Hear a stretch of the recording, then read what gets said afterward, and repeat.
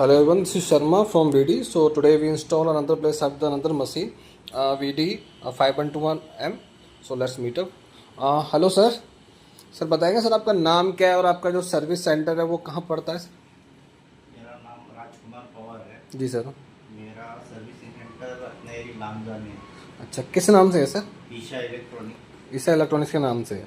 अच्छा ठीक है, तो सर आपने जो वीडी की मशीन ली है, लेजर मशीन, आपको सर इसकी परफॉर्मेंस कैसी लगी? बहुत अच्छी लगी। अच्छी लगी। तो आपको जैसे जो फॉल्ट होते हैं आपके सामने उनको दिखा के रिपेयर किया गया था, तो पैनल आपके रिपेयर हुए थे? हुए ना रिपेयर। अच्छा, तो आपको पैनल की जानकारी दी गई कि पैनल के अंदर कैसा काम किया जाता है?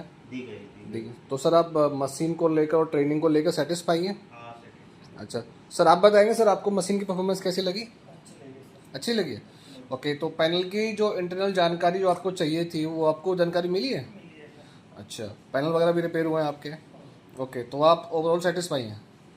Okay okay sir, thank you for your feedback sir.